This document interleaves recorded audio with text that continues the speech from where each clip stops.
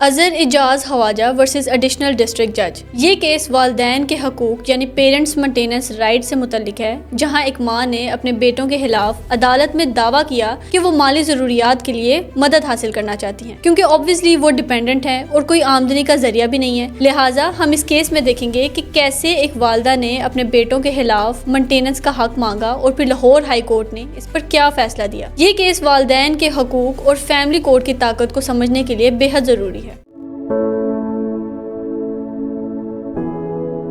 اب جیسے والدہ نے دعویٰ دائر کیا اپنے 4 بیٹوں کے خلاف نان و نفقے کا کہ وہ مالی طور پر کمزور ہیں اور اپنے بیٹوں پر ہی ڈیپینڈ کرتی ہیں۔ خیر، اس پر فیملی کورٹ نے 20,000 روپے ماہانہ انٹرم مینٹیننس مقرر کی، جو ہر ماہ 14 تاریخ تک ادا کرنا تھی، اور اگر بیٹے یہ ادائیگی نہ کریں تو section 17A of family courts act 1964 کے تحت ان کی ڈیفینس اسٹرائک آف کر دی جائے گی۔ مطلب اگر کوئی بھی ڈیفینڈنٹ کورٹ کے رولز کے مطابق ایکشن نہ کرے، جیسے مثال کے طور پر مینٹیننس ادا نہ کرے، تو عدالت اس کے دفاع کو، اس کے ڈیفینس کو رد کر دے گی۔ اب جب اس کیس کے حوالے سے ماں کو مینٹیننس نہ دی گئی تو اس پر فیملی کورٹ نے ڈیفینس اسٹرائک آف اور سوٹ ڈکری کر دیا۔ اب اس پر اس والدہ کے 4 بیٹوں میں سے ایک بیٹے نے اپیل فائل کر دی، لیکن ایڈیشنل ڈسٹرکٹ جج نے اپیل ڈسمس کر دی، اور اس کے بعد اظہر اعجاز خواجہ نے ریٹ پٹیشن دائر کر دی لاہور ہائی کورٹ میں۔ یعنی ابھی تک یہ تھا کہ والدہ کا 20,000 روپے ماہانہ خرچ فکس ہوا تھا، جو کہ بچوں نے ادا نہ کیا، تو والدہ نے ان کے خلاف دعویٰ دائر کر دیا،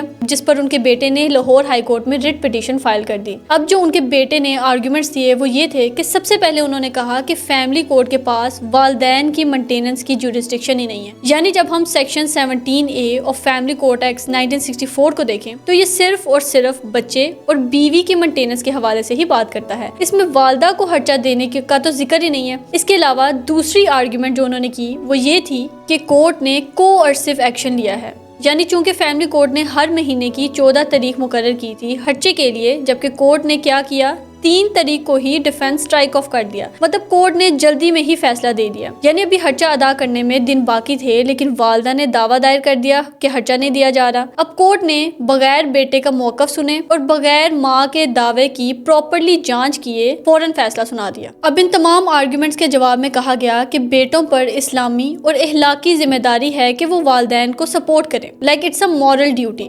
اب چونکہ ماں بھی فائنینشلی ڈیپینڈنٹ ہے، اس لیے فیملی کورٹ کا آرڈر ایکویٹیبل ہے۔ اب پٹیشنر اور رسپونڈنٹ دونوں سائڈز کے دلائل کے بعد آتے ہیں ایمیکس کورائے کے دلائل۔ ایمیکس کورائے مطلب کورٹ کے مددگار وکیل، جو کسی ایک پارٹی کی طرف نہیں ہوتا بلکہ کورٹ کو صحیح قانون سمجھانے میں ہیلپ آؤٹ کرتا ہے۔ اب کے دلائل کے مطابق فیملی کورٹ ایکٹ میں جو لفظ مینٹیننس استعمال ہوا ہے، اس میں والدین کے کلیمز بھی شامل ہیں۔ اب بے شک سیکشن 17A میں اسپیسیفکلی صرف بیوی اور بچوں کی مینٹیننس کی بات کی گئی ہے، لیکن اگر ہم جنرلی بات کریں تو maintenance is a broad term, اور اس میں والدین کی مینٹیننس بھی شامل ہے اگر وہ فائنینشلی ویک ہوں۔ اب اس چیز کا ریفرنس ہمیں اسلامک لا میں بھی ملتا ہے۔ پرنسپلز آف محمدن لا کے پیرا 371 میں یہ واضح الفاظ میں لکھا گیا ہے that children must maintain poor parents، مطلب والدین بھی فیملی کورٹ جا کے اپنے بچوں سے مینٹیننس مانگ سکتے ہیں۔ والدین کے اس رائٹ کو اسلام اور قانون دونوں نے پروٹیکٹ کیا ہے۔ اب جو اس کیس کا نچوڑ تھا وہ سب سے پہلے یہ تھا کہ جو کورٹ کی جورسڈکشن پہ بات کی گئی کہ وہ والدین کی مینٹیننس پر بات ہی نہیں کر سکتے، تو اس پر اگر ہم part 1 of schedule and section 5 دیکھیں تو لیجسلیچر نے مینٹیننس کو ریسٹرکٹ نہیں کیا۔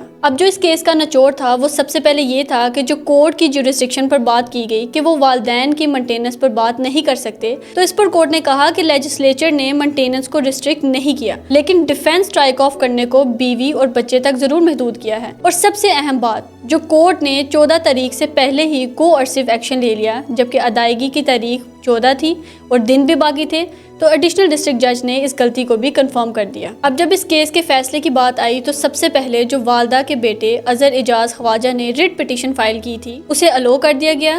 دوسرا، اس کیس کو فیملی کورٹ واپس بھیج دیا گیا فریش ڈیسیجن کے لیے، تاکہ فیملی کورٹ جو ہے وہ جلدی میں فیصلہ نہ کرے بلکہ قانون کے مطابق فیصلہ کرے۔ اور تیسرا یہ کہ فیملی کورٹ کو ہدایت دی گئی کہ وہ میٹر 6 ماہ میں ختم کرے۔ اس کیس کے بعد section 17A of family courts act 1964 کے حوالے سے 2 کنفیوژنز کو کلیئر کیا گیا۔ سب سے پہلے، مینٹیننس ایک براڈ ٹرم ہے، اس میں بیوی اور بچوں کے ساتھ ساتھ والدین بھی شامل ہیں۔ اور دوسرا، ڈیفینس اسٹرائک آف کرنا صرف بیوی اور بچوں کے کیس میں ہو سکتا ہے۔ اس کیس سے یہ بات واضح ہوتی ہے کہ والدین کی مینٹیننس بچوں کی ذمہ داری ہے، یعنی بچوں پر لازم ہے کہ وہ اپنے والدین کو فائنینشلی سپورٹ کریں، لیکن at the same time court کی بھی یہ ذمہ داری ہے کہ وہ انشور کریں کہ سیکشن 17A میں جو 14 ڈیز کا ٹائم فریم ورک دیا گیا ہے اس کی کمپلائنس ہوئی ہے یا نہیں، جیسا کہ اس کیس میں 14 ڈیٹ سے پہلے ہی کورٹ نے فیصلہ سنا دیا۔ لیکن اس تمام ڈسکشن کو اگر ہم کنکلوڈ کریں تو یہ بات کلیریفائی ہوتی ہے کہ بالکل والدین بھی فیملی کورٹ جا کے اپنے بچوں کے خلاف مینٹیننس کا دعویٰ دائر کر سکتے ہیں، but the court must follow the due process of law.